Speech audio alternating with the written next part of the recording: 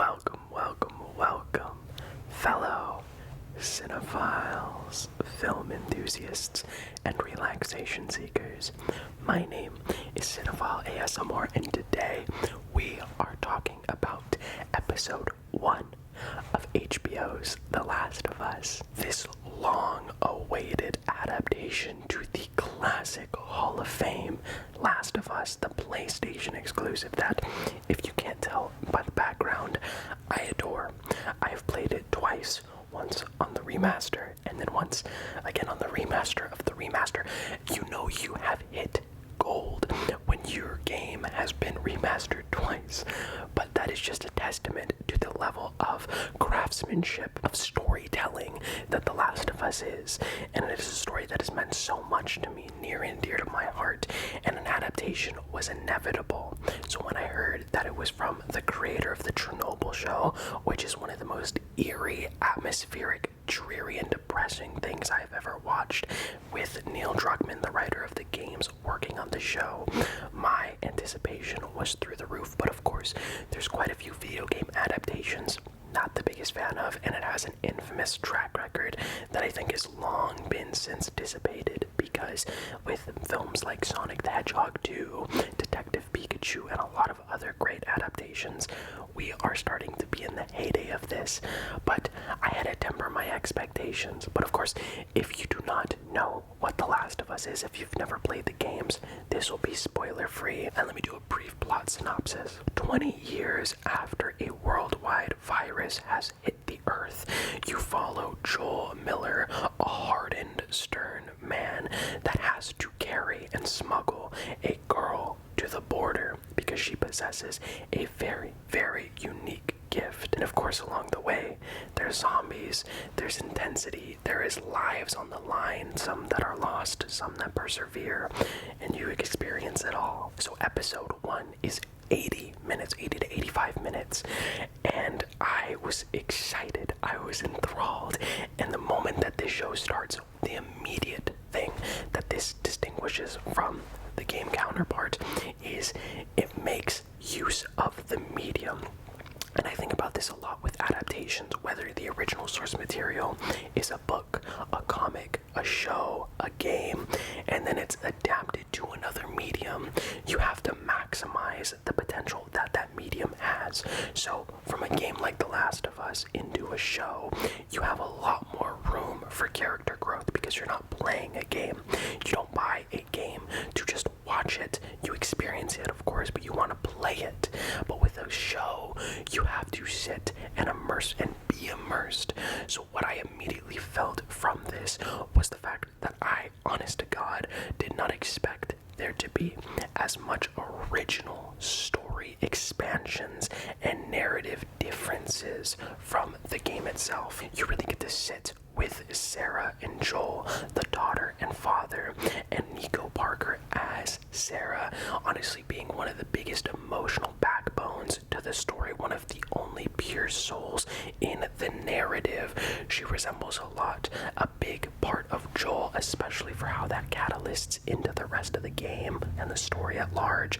So she really gives it. I've never seen Nico Parker before, but she counters Joel in a way that was so gorgeous, and you really begin to spend a lot of time with the both of them before this virus takes hold.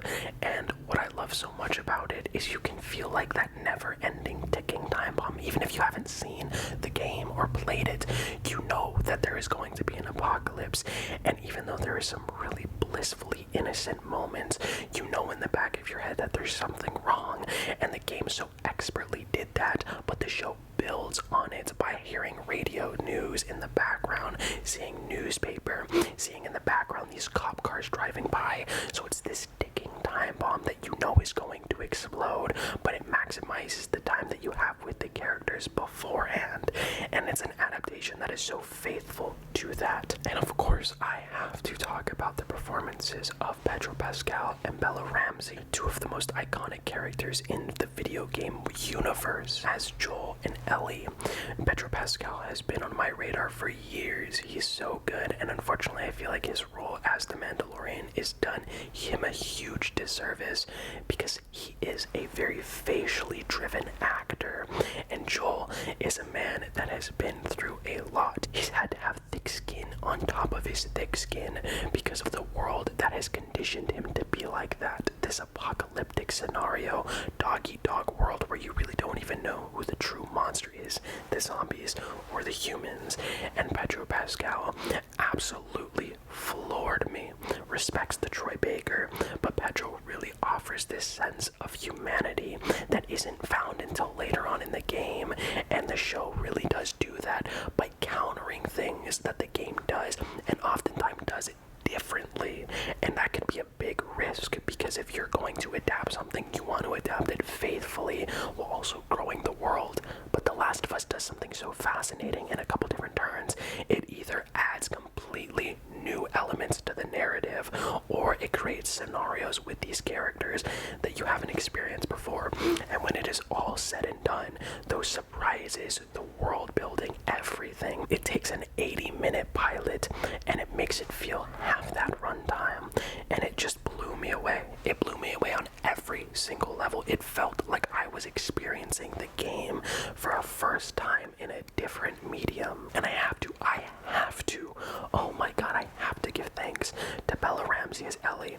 The internet has completely bashed them for their look because they don't look like Ellie, even though they've never seen the show. I'm not going to get into that cesspool of insanity, but I will say, even amidst that, Bella has shown nothing but support and adoration for the material, and it shows on screen in every second they are in. Bella really is Ellie. There is lines that they deliver that when I heard them, I was like, wait a minute, is that Ashley Johnson or is that Bella Ramsey? But there's that spunkiness. But it's again why Joel and Ellie work so well as characters, because either whether it be through being withdrawn and kind of apathetic, or with Bella Ramsey and Ellie's character being very snarky and hyper vigilant, it is these exteriors, these facades that they have to put on because of the world that has conditioned them to be that way. And when Joel and Ellie finally meet through circumstances very different from the game, that's when things completely changed. It elevated the story already in excellency to something that I was hooked on, and Craig Mazin's direction is spectacular. If you've seen Chernobyl, you know that this man can film hysteria from the people, but also a dystopian world that is so polluted and overgrown, whether it be through the Chernobyl area itself or the world of Boston, of San Francisco, you know, of the Last of Us universe.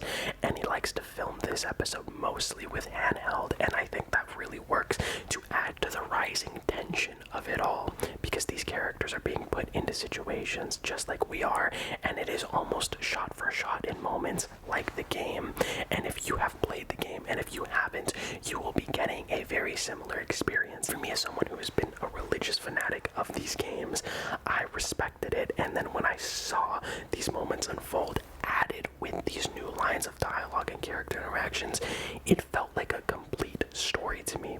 And I'm going to be honest, if they continue down this path of world building, of character growth, of having these new stories be put into the world, I know they've been adding characters in the show that there only been mention of in the game. This can honestly elevate the game and make me, when I hear The Last of Us, think of Pedro, Papa Pedro, of Bella, of Craig Mazin's world, fueled by Neil Druckmann's ideas, more so than the game. But you know, I think that's the beauty of this. It really elevates the source material into territory that you guys are not expecting. It flies by the direction, the set design, the effects, and we don't even know what's in store. I'm thinking about moments in the game that are going to unfold. There's, you know, certain locations, whether it be through an underground subway, without any spoilers, or certain characters that Joel and Ellie will come into contact with. I am chomping at the bit, and I've heard it only gets better from here. It's unbelievable. So if you have been a fan of The Last of Us, or, you know, you've never played it, you are going to love this. You are 100% going to love this. You can see the budget. I think this is one of the most expensive budgets put to a show, but it is on full display, and I adore this. Pedro, Bella, all the actors give it their all for a show that honestly I cannot wait to watch more of. But again, let me know of what you thought about HBO's The Last of Us episode 1 down below. I don't know if I'm going to make a review for every episode, but this one really just kickstarted a love that I've already had, and I felt like I should talk about it a little bit. It is so good. There's different changes from the narrative that adds to the world building, and I can't even really think of a single flaw. I think this is 80 minutes of peak television, and HBO has another excellent show on their shoulders. But again, let me know what you thought about episode 1 down below. Are you a Last of Us fan? What is some of your favorite post-apocalyptic material? I would say The Walking Dead, the comic, the Planet of the Apes trilogy, so good. But let me know down below. I love you guys so very much, and remember, endure and survive, and to take life one frame at a time.